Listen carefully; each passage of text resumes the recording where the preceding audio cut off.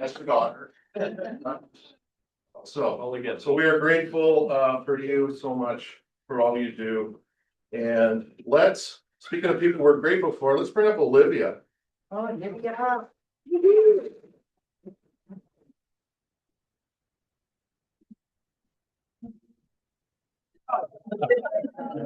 I go, come on. And she said, Jamie is making her wait. All right. You have a song for her too? Maybe. Okay. Come on up, Jill.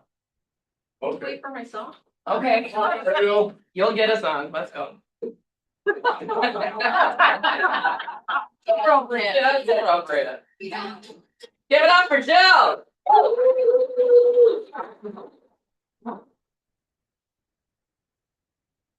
Oh, I am so excited for this very moment. First of all, thank you for being here. It means a lot.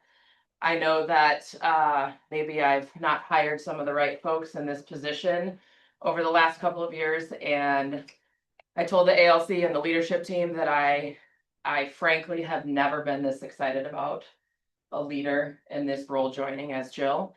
And so I'm happy to have a full room, and I know we have some on Zoom as well, but let's dive in. I'm gonna interview Jill a little bit, and then I plan to read you some things that her references said, that the leadership team said, and that the ALC said, because I could tell you all day long how great she is. You're gonna see it and hear it and feel it today, but then I want you to know what all of those different groups of people have said. We've been together now since the middle of May, so we've had a lot of meetings and a lot of conversations, and I've met her husband Mike. Colin has too, and you guys are in for a treat, so I'm glad you're here. Let's kick it off. Okay. Let's do it.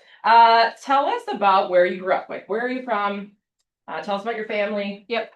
So I grew up in southeastern Wisconsin, so in between Milwaukee and Chicago, in Kenosha. Actually, funny story. I messaged Charlie and talked to Charlie, which I'm sure you guys know, and he tried to recruit me there. So Charlie Stolle is one of my operators in Wisconsin. As soon as she spent some time with him on the phone, he said, well, if Olivia doesn't hire you, why don't you come move back to Kenosha? So I called Charlie and had a few choice words. Yeah. Then we sent him a great picture. Yeah. I grew up on a horse farm, so a lot of hard work, baling hay, waking up in the mornings. We didn't have running water to the barn, so you had to walk buckets out from the house every day. And then I was a basketball player, so I played year-round basketball. My dad coached basketball. I traveled around for basketball, and he recruited good basketball players to come play a basketball because he was the regional director. So I spent a lot of nights in the gym playing basketball, and then both my parents are teachers, so a lot of stuff with teaching as well. I married my high school sweetheart. How did you meet? We met when we were 14, but we actually met at basketball camp when I was 5, and I hated him, and I said I was never going to do anything with this man in my entire life.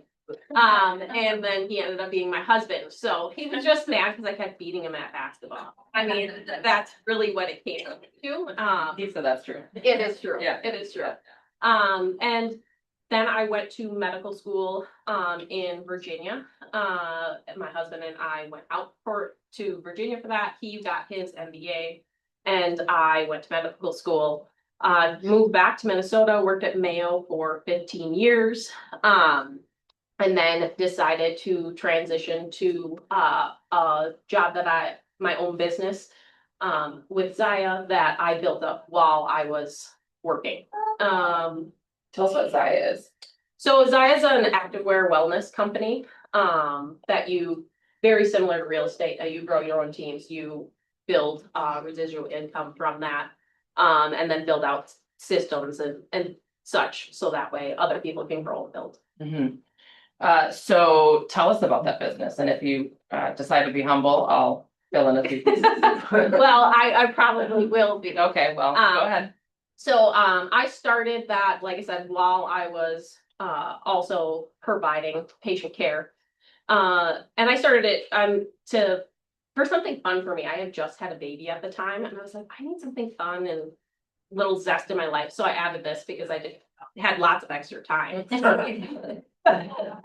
And so once I added that, I built that up over time. This last year, I was the top 3 in sales recruiting and the only team in the company to grow by 30%.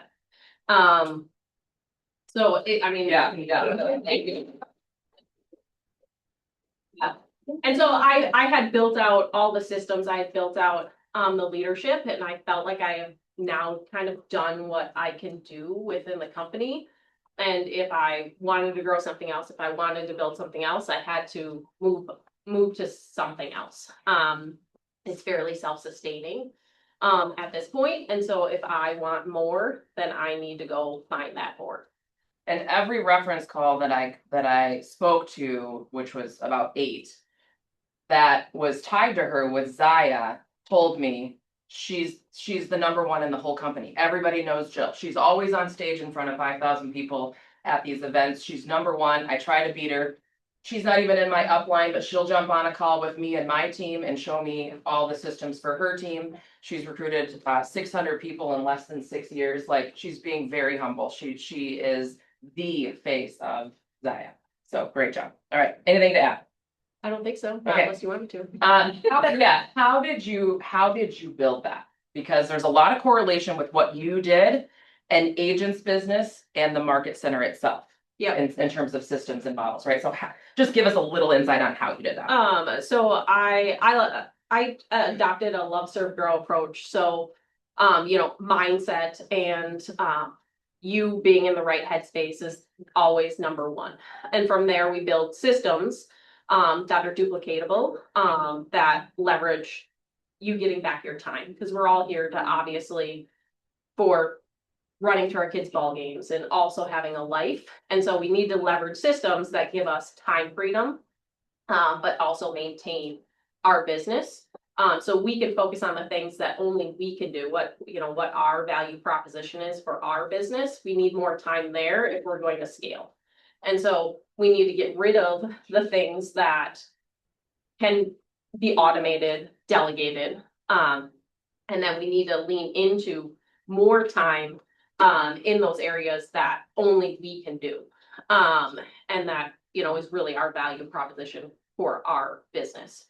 And then after that, the serve part is leadership development. So you need to develop leaders that can then go and duplicate that same system. You do that, you create financial freedom. And so following that love, serve, grow model is how I built my Zaya business. Yeah, love it. And she's going to be humble too. So 12,000 followers on Facebook, about 3,500 on Instagram. So she's incredibly great at attraction marketing, which is very intriguing, or it should be very intriguing for you as a business owner, and is for me as a business owner here, because we need that. Like, we've grown and I've solely grown from social media. Yeah, my business has been social media based. Yeah, and you've had 4 or 5 recruiting appointments already, and you haven't started yet with friends of hers that are already in the business. Right. Yeah, that's true. pretty cool. Yeah. Who said awesome? You're my favorite. Yes. Okay, so let's talk about your discipline and your daily habits. You have to be one of the most disciplined people that I know. Tell us what you do at like 4 in the morning. Well, I get up, work out, start my morning with some movement of my body, get myself centered and take care of myself right away in the morning. Yeah. So like, you've already worked out, have 2, 3, 4 hours of work in before the kids are up. Yeah. You work out with Mike every day. Yeah. And I just love that. Yeah. Okay, let's fire off some fun questions. Oh, I sent these to you, so here we go. And she's already gonna fail at question number 1. What's your favorite coffee? Okay. Woohoo! I don't know woohoo yet. Yeah. I don't drink coffee. Woohoo! Yeah. There's a good one with that. So I do drink coffee, like if I, go on a trip or something like that. Look at Grace's face. It's just such disgust. She is disgusted right now. Such a disgust. I knew, but wait until we get to somebody else. I know. It's gonna be more disgusting. Yeah. Never mind, I'll leave. Okay. Yeah. But if I have a coffee, if it's Caribou, I'm gonna get an iced coffee. If it's Starbucks, then I'm gonna get a non-fat white chocolate. Okay. Write that down. All right, favorite book or podcast? Think Like a Monk. If you guys haven't read it, it's amazing. Like so much like peace in your life, and every time I've read it, I've got something different. But just to like chill out. Yeah. Which is hard for you to do. Mhm. Does pineapple belong on pizza? No, absolutely not. Pineapple is not supposed to be on it. You guys are weird. If you could eat one food for the rest of your life, what would it be? Tacos. Okay. Dirty soda, yes or no? No. Okay. Early bird or night owl? Oh, early. Okay, well, a couple people around here, are dirty soda freaks. Early bird or night owl? Early. Early. Early. 4 o'clock, 3:30. Best concert ever attended? So this is another one that might shock a lot of people. I've only been to one concert, like real concert ever. And I was like 18 and it was Usher. So I gotta go with Usher. So you're gonna go with Usher. Okay, Yeah. there you go. What's a hill that you're willing to die on? I am willing to die that Seinfeld is better than Friends. Oh, okay. All right. I surprised a few more. I knew that was the one that I was most concerned about. Yeah, okay. Walking out. No, nobody's walking out. This is good. What's something that you're irrationally competitive about? Basketball. Basketball. Like I can't not like go hardcore. Even Go Cyclones. yeah. There you go.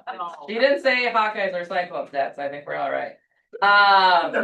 What's the question that I didn't ask you that you were hoping that I would? I think that, like YKW.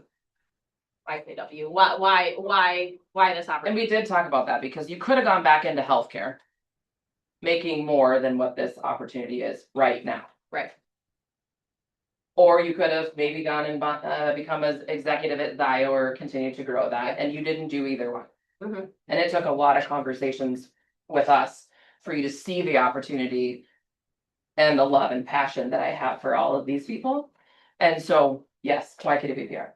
I think the biggest thing for me is having a community and the people. People's what makes a place the place. It's not what you do, it's why you do it. It's who we are.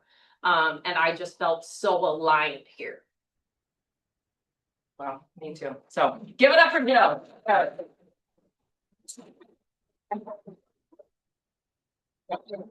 Anybody have a burning desire to ask a question of Joe? Oh, Misha. Mitch, you're so into basketball. Does Yeah. that mean come March, we're gonna make this a big March Madness situation? I think we should. Jamie can handle that, I think. already delegating. Oh, Megan's got it. Megan.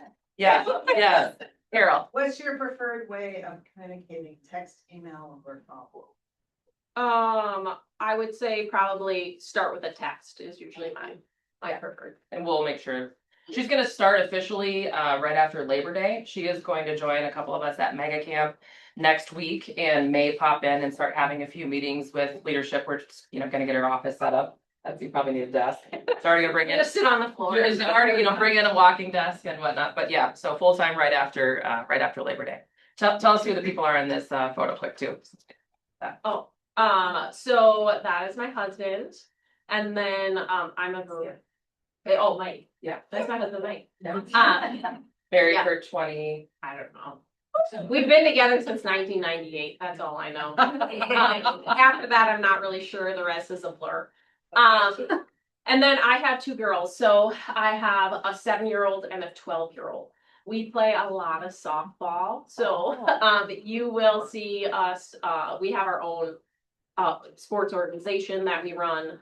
So we are pretty much 7 days a week softball fields. Yes, it's a good thing she's wearing closed toe shoes so you can't see the tan lines of Yeah, the I sand. literally have bird lines on Yeah. my feet. Yeah. Any other questions? Yes, I have Grace. something from Zoom. Yes. I'll say who this is after. Okay. Hey girl, welcome, can't wait.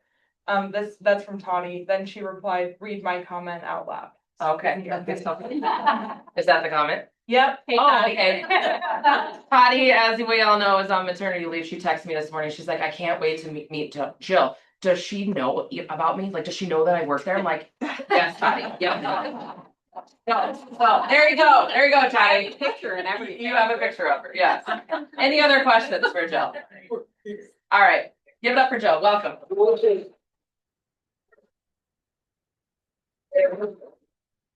Read some talk. Oh, yes, I forgot. Good job. Please, because Jamie's like, you're taking up way too much time. Okay, sit back down. Oh, These are gonna knew take- you would. these are gonna take a while. Here we You go. knew I was gonna take longer than I said? Don't do that. I know you did. Stop. Bossing me around. I had my thing in here. There we go. Okay, her references said she's a true professional. She's growth minded. She's the GOAT. She wins weekly, even daily. Her leadership is unlike anything I've ever experienced before. She's mission focused. She cares about every single person that she leads. She truly makes me think. She serves others and values people above anything else. Her energy is off the chart. And what you don't know is she got a cold because she was around a couple sick kids over the weekend. So this is, Yeah. she has energy. So I but this is don't, I like don't not- have this isn't my normal voice. Yeah. We talked about that. Her energy's off the charts. She's extremely disciplined. Here's what your ALC said. Genuine and ×4. So 4 people said that. Authentic ×2. Natural leader, dynamic, visionary, strong, energetic, powerful but poised, tenacious, magnetic ×2, authentic ×2, confident, motivational, determined ×3, and passionate. Here's what your leadership team said. Extremely intelligent, focused, intentional leader, confident leader, accountable, decisive, energetic, tenacious ×2, developer, builder of people, quick learner of people, and she's an effing cheesehead. There you go.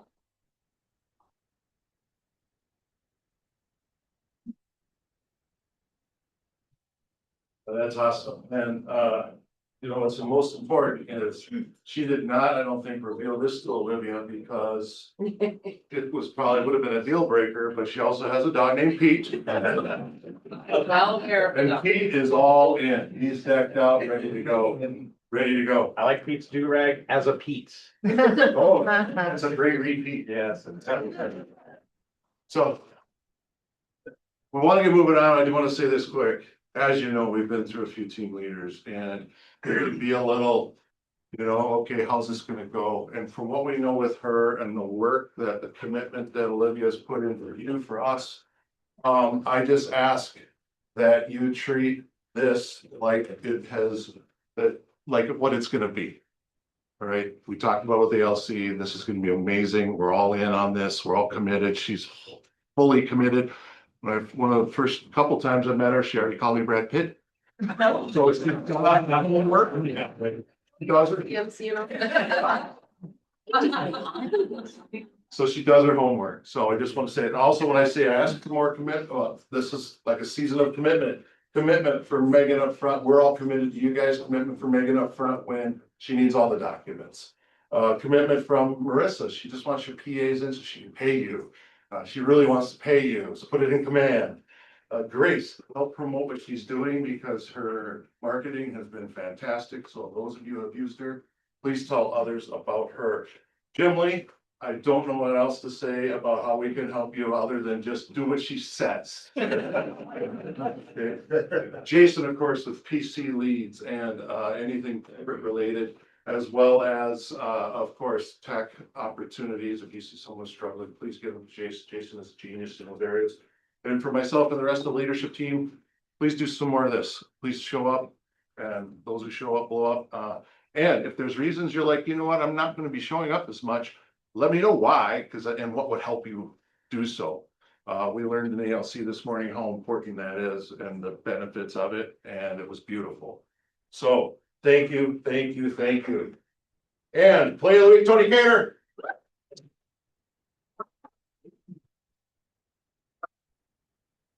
Talk about plays of the week, not just so you know how amazing the people are here, that you surround yourself with, but also it's a weekly opportunity to concrete who we are and what we expect of ourselves and this culture.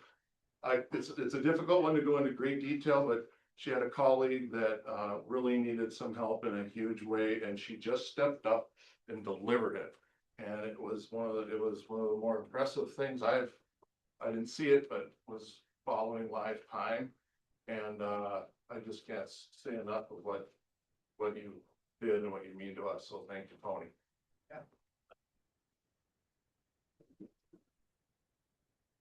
it was called out earlier, this person came up from almost south of the border. She made a run from the border to be here. Come on up, Mikey.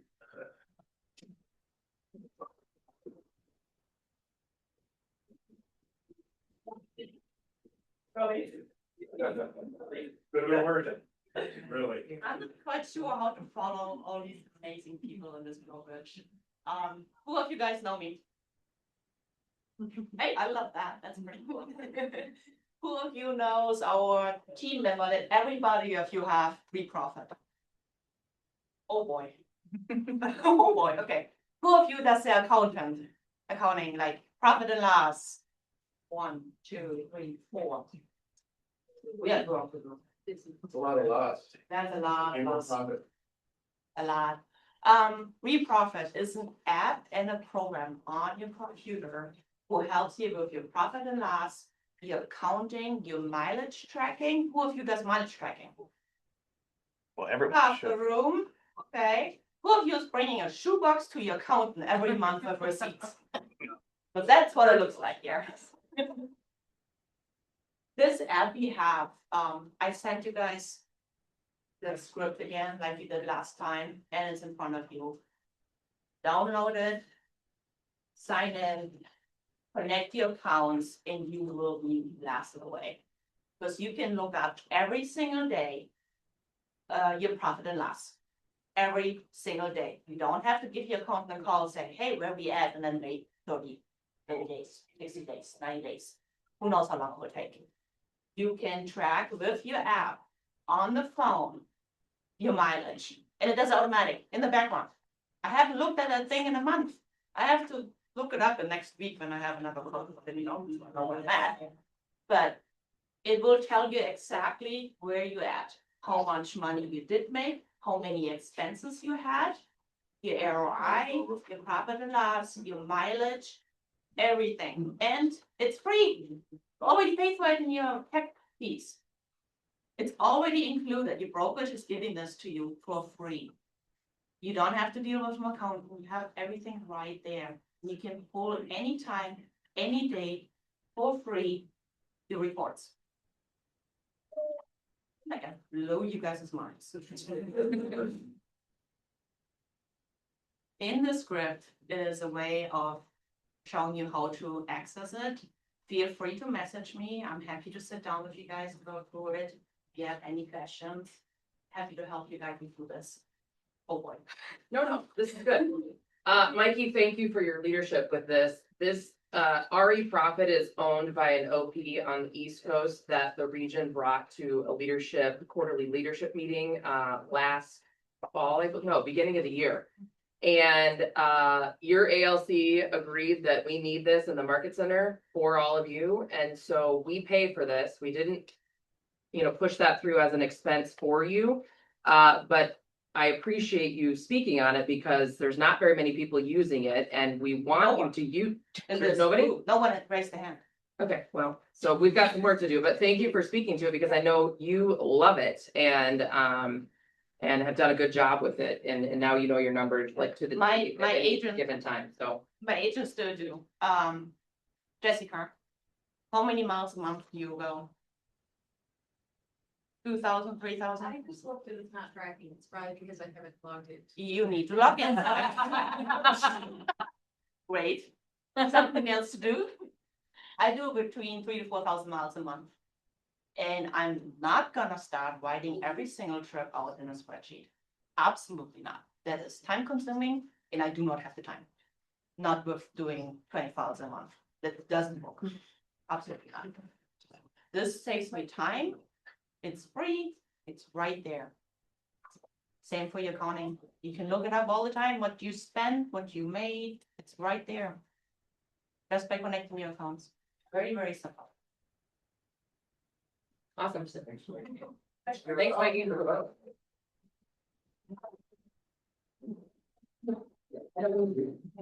Does it track your horse mileage too? It does. She does showing horse track.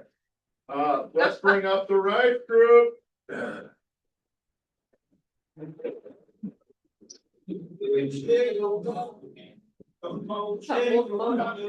Hey, everybody, Katie Conrad and Kate Osborne with the Right Group. And we don't really have anything crazy today because we have a tight schedule, but, who is all going to make a camp? Awesome. Ken and I are gonna be there. Kate's not going because she's pregnant, so she doesn't want to. But yeah, so we're looking forward to seeing all you guys that are gonna be there. That's it.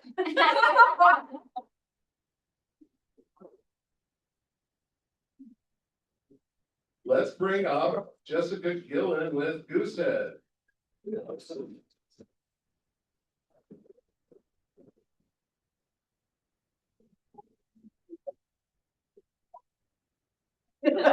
Morning, everyone. I just was gonna give you a couple quick insurance updates. I'm Jess Gillen with Goosehead Insurance.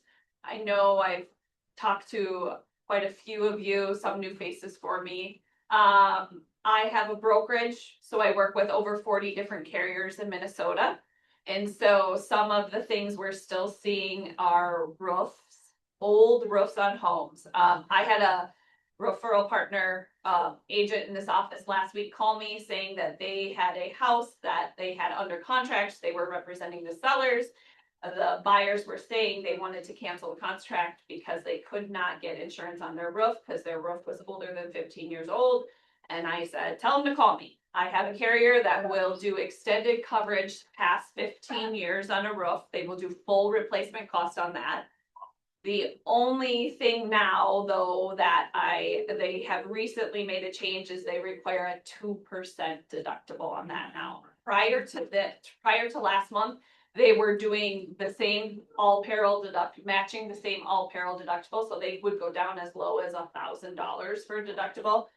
That unfortunately is not happening anymore, but they will still do full replacement costs on extended coverage past 15 years. Is that just on the roof or you, That's 2% on everything? That's just on the roof. Okay. Great question. So then you can adjust your all peril deductible. And then, electrical panels, those need to be updated as well. There's not a carrier that will cover a panel that has not been updated.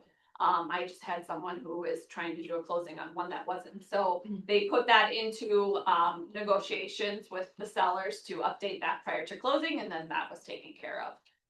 What do they mean by update? Age or the fact that the Federal Pacific? They had fuses still. So they have to be updated to circuit breakers.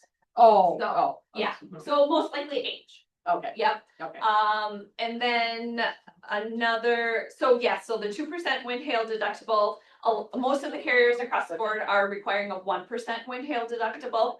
A lot of carriers thankfully have opened up business in the last year. I've even seen a couple of new carriers open up business in Hennepin County in the last 6 months. So that's showing that, signs showing that the insurance world is kind of becoming a little bit better out there.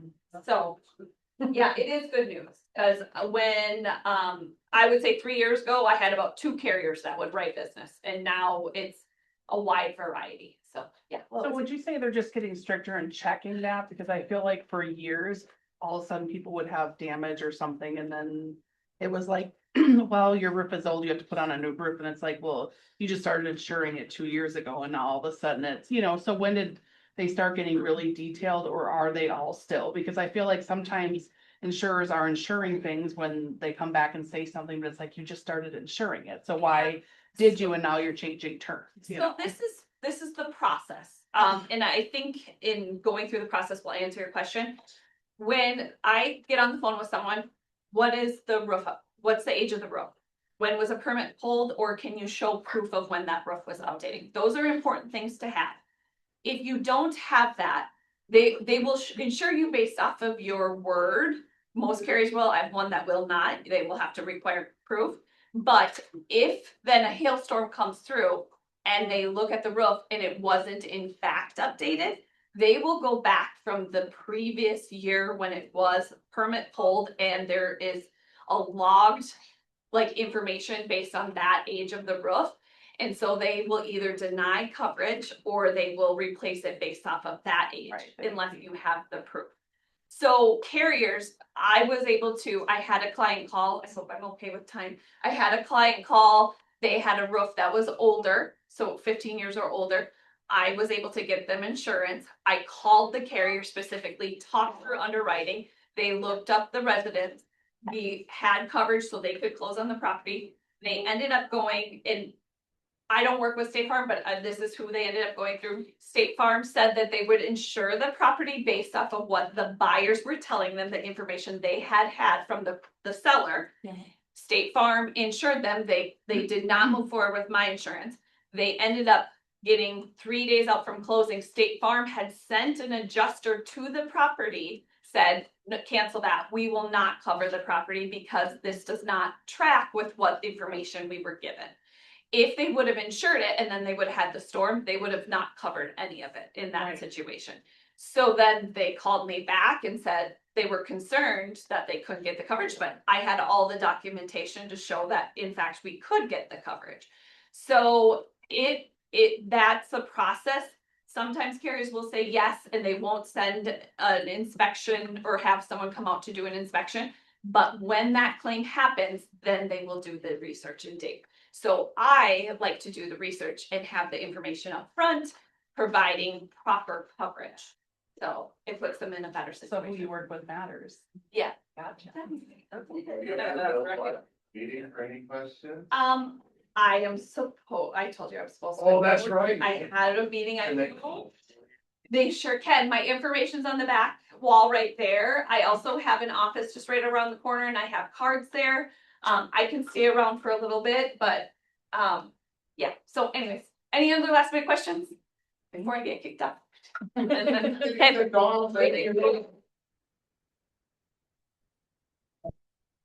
Just sounds like it's a segment that we need to dedicate more time to. Future, so it sounds like a good thing. First of all, sorry I said Jessica Gillen, not Gillen. And for those of you who were interested, so Jessica Marsh is Mikey's teammate, and Jessica Kerr is German for Jessica. You said her name, right? Yes, I'm sure, but I think everyone. Yeah. Get on the app now. All right, speaking of people who are cool, come on up, Jim Lee. All right, Jim Lee.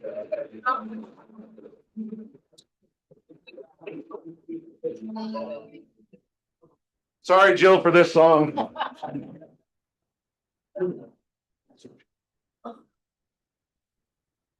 You need a table, Jim Lee? Sound Bill's girl, just roll her over.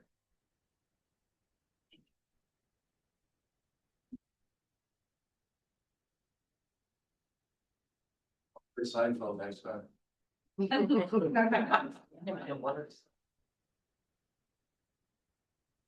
Wait. Wait.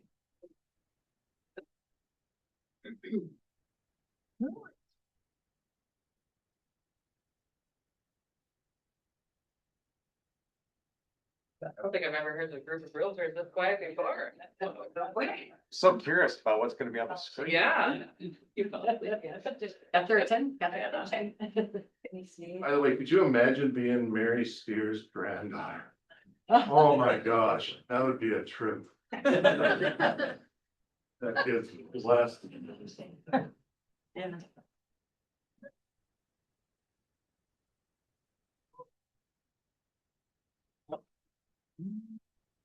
Thank you.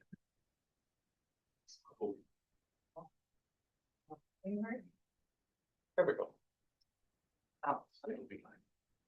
Okay, the first thing I was gonna show you guys, this was brought up at a couple meetings ago, to help, you see? Yeah, perfect.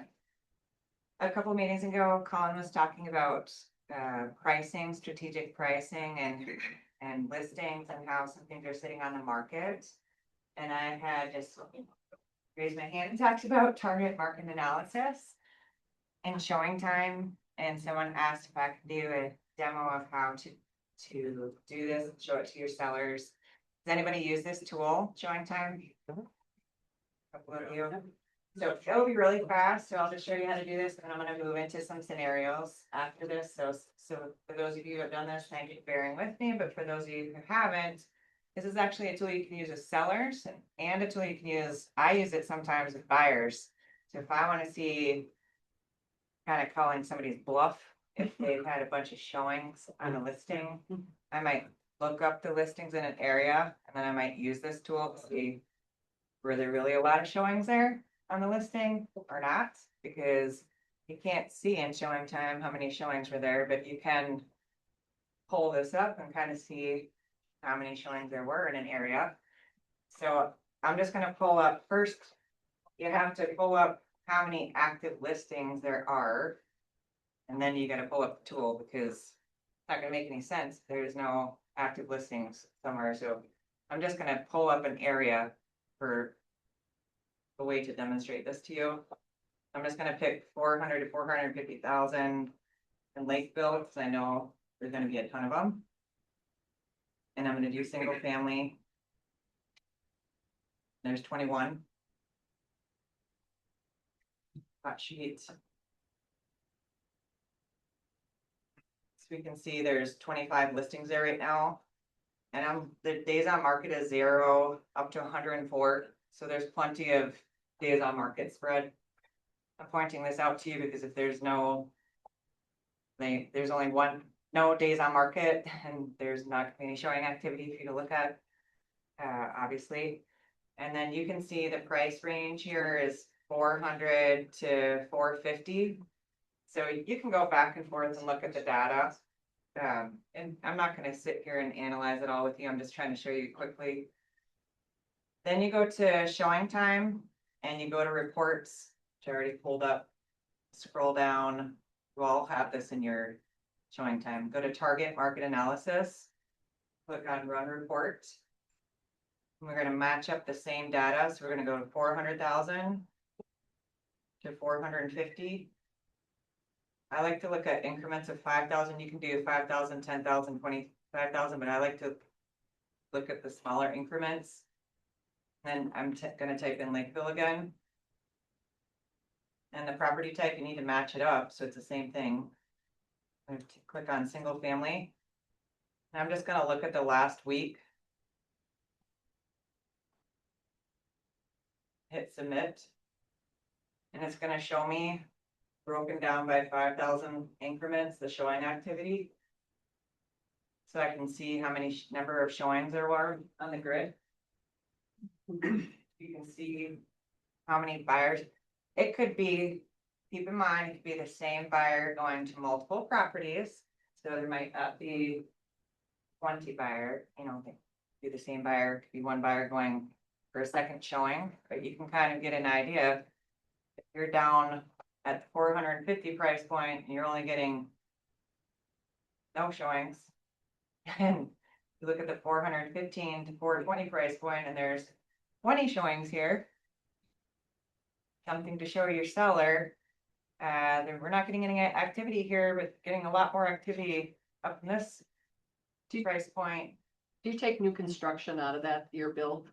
You can do you can sit here and do all sorts of things, because that's how we're gonna analyze all the different activity. There's a lot of moving factors here, but if I'm looking at if I've got a buyer out shopping and I'm honing in on a property, let's just say the $450,000 house. Oh yeah, I've gotten so many showings. There's no showings. Sure. Yeah, so many showings. I'm not gonna tell him, I know how to see that. But It must be all you. Like I looked in the last week, now I need to make sure they've been on the market. Don't be stupid about it. Like he's been on here for 17 days.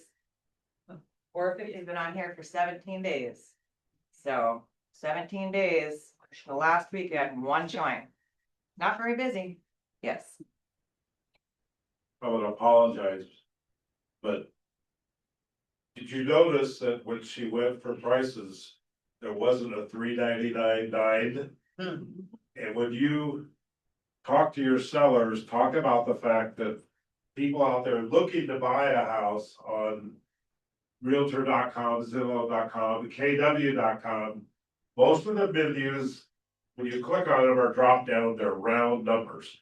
So if you're priced at $399,999.99, if you're a penny under 400, you don't show up in the search. And I'm tossing lots of things at my house. I just ran across a report that I discovered like 12 years ago. The fact that pricing on round numbers, your houses sell 18% faster. So I want to highly encourage you, I've been talking about this for 20 years. Price your houses on round numbers. Can you send me that report so I can put my conversation with Jamie to bed now? At this fight for 14 years. I apologize because I'm off the subject, but it makes a difference. You can look down below too, there's an activity detail that says, total showings, percentage of showings at this price, and then a monthly average. So I kind of use this tool with sellers if I'm having a problem with the movement, and I don't want it to sit there, but if they're like, oh yeah, my house is worth this much, and I like to use data. Like, I'm not gonna sit here and argue with them, I'm gonna show them the data, what is happening around you, what is happening with other listings that we're competing with, and here's the data to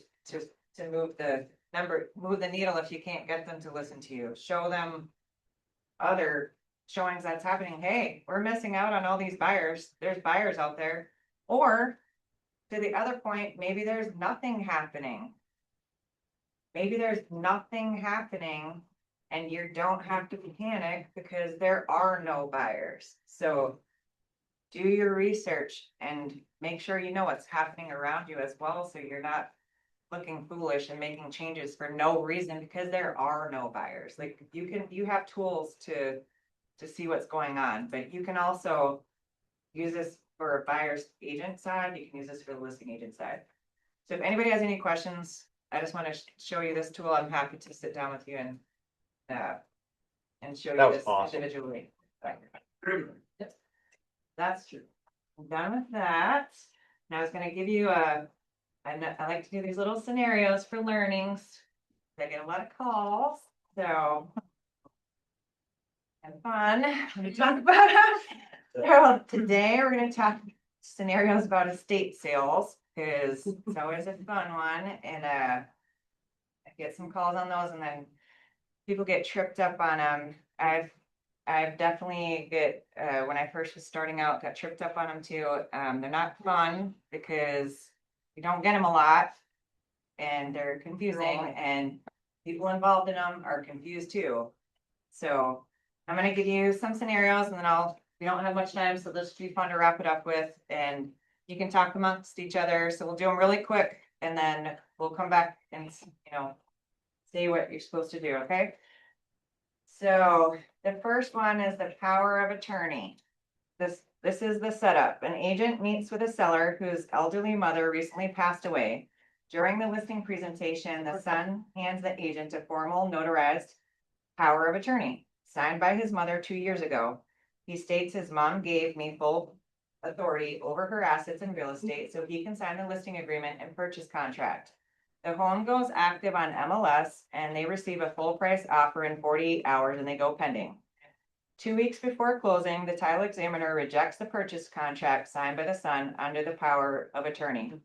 And the question is, when does the power of attorney expire? So you can talk amongst each other and I'll come back to the when they die. Time to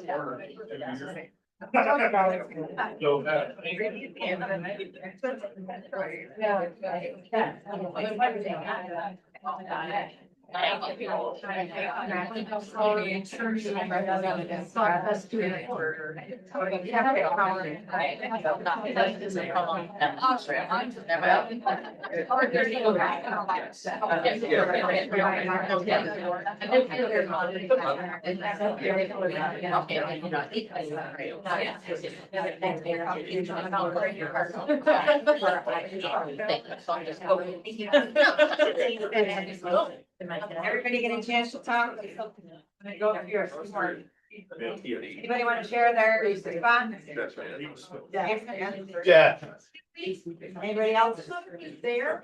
Not there. My mother passed away. Oh, thank you. Jason said upon death. Anybody else agree with that?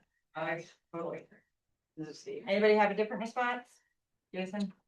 I think it could be written right into the power of attorney that there was an expiration date of the power of attorney. So it Prior- definitely, when you die, it's expired, but otherwise you could have it written right into the power of attorney and expiration date. So it depends on the document.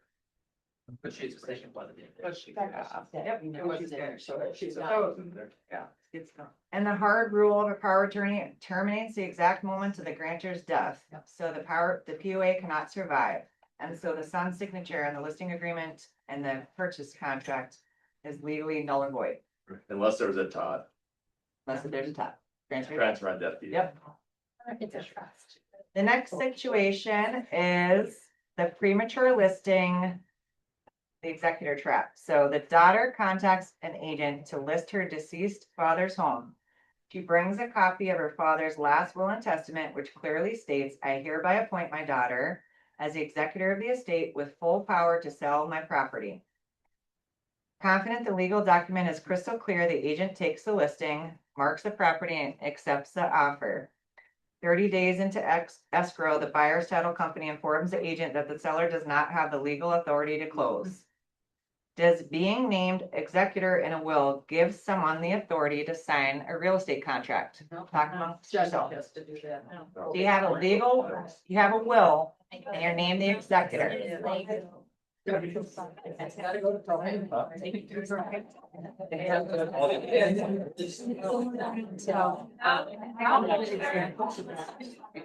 I recently.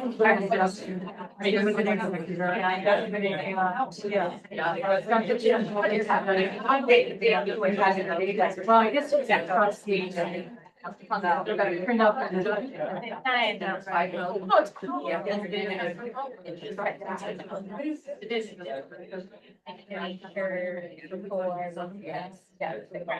I know it's like. I see it's not.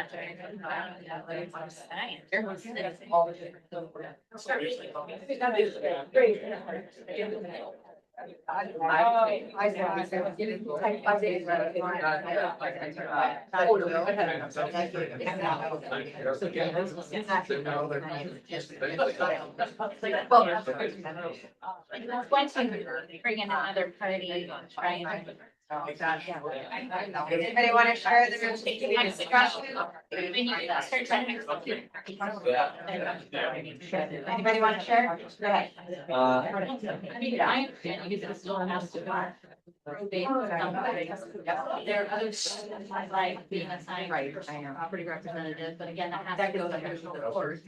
Right? So no, if the answer is no, it's not automatic, it still has to go through the proper legal channels. 100% accurate. Yep. Could you repeat that? I could hear exactly. I was just saying it still has to go through probate, or there's another instrument where you can be assigned as a personal property representative, but that still has to go through the courts as well, so it's not automatic, you still have to go through the proper legal channels. Okay.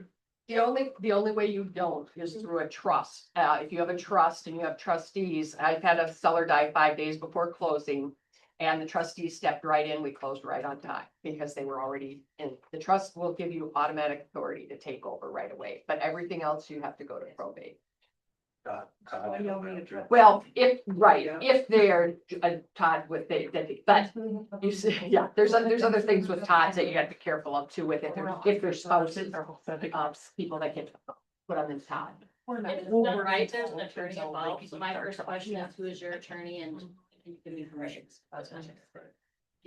The last one, so this happened to an agent here, unfortunately, which was not fun for them. And they tried to do everything correct with the folks. And so they had a listing. The siblings were selling their late parents' home. They said they don't need probate because they had their signed transfer on death deed for the parents. They were into the listing. They had the purchase agreement executed and they were through inspection and appraisal. And then a niece came about with a will saying they were the personal rep of the estate. So who needs to sign the listing contract and purchase agreement? And do you have a legally binding contract? Talk amongst yourself. So did the kids have Those data kids have them.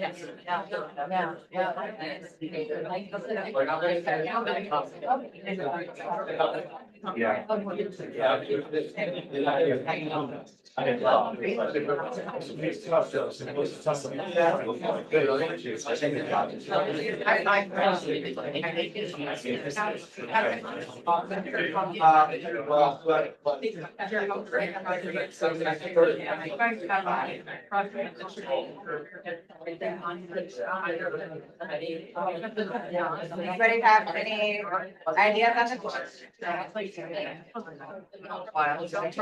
And I was like, it's kind of like whatever too, and it wasn't. Anybody have any ideas? Trust has to be initial third on your. It has to. So I violated it. Contact everyone if it's true. We just said, make sure if there's a process going to the original folks, go get that contract with the niece on what's gonna happen with the proceeds before you allow her to sign it. And when can the niece sign? She can't. Yeah. She can't. She has to get a judge. Yeah, well, it has to be, the contract would have to be amended too, that she is the signer. So, And when can she sign it? When the attorney gets. After she goes to court, it's Yeah. probate. So the whole entire listing is No. invalid. The whole entire purchase agreement is invalid. And until it goes through probate, nothing is legal. Well, Todd would be if it's up on him. Todd was not done properly. No. Because the kids did it If it themselves. was, that would have been a different. Yeah. But you would assume when you put the listing that it was that you Right. couldn't know that until you got in this. The sequence of events here that I'm trying to just get across is until siblings and their heirs don't have authority, basically, until a probate court formally acts, they need to make sure the probate court dictates basically who is going to be acting on the property. The best thing for you to do is get their documents from them. If you don't know what's happening on the property, I reach out to my title company. I say, please do a search on the property. They do it's called a pre-listing title search or a list commitment. They'll do them for free. This is gonna save you a lot of headache, so that you're not having these things happen, because I think that the sellers, they're not doing it on purpose. They don't know half the time either, so that we're not misinterpreting things or we're looking at things that we're not sure about. Get their documents from them, ask them to send them over to you. Because if people think they're filing things legally, pods themselves, and they're not doing them properly, or they weren't recorded. They might have done them, they weren't recorded. The title company is gonna catch this so that we're not. Can I put one more glitch into that whole scenario? Yeah. Is, the other thing is find out if the owner of the property had any medical assistance. Because I was just ready to list a property, and when we went, and I had told her, because they were just trying to get their personal representative thing, because they were gonna go to probate court. Well, the medical assistance was more than the value of the home, and so none of the heirs are gonna get anything, and so. That's a whole nother layer. That's a whole other layer to it, so they will come first in line. Yeah, and then a lot of times people ask me, how do you sign it? So if it's in a trust, you need to put the trust as a seller on your listing contract, and then, we need to look at the documents to see how they're worded and are they a personal representative? Are they a trustee? How do you word it as the signer? So If you need help with that, you can reach out to me. I'll help you look at the documents. We just need to make sure that we're doing them correctly, but I'm just gonna strongly suggest have your title company do a research on the property for you ahead of time, because no, people generally don't have malintentions of doing things the wrong way. They just happens and they think they did them the right way, or it wasn't recorded, or all these kinds of things, but then they get us into this big conundrum of spiraling, and then things are not legally binding. So it'll just save you a lot of headache there in the end. Thank you a lot. Yeah. Thank you.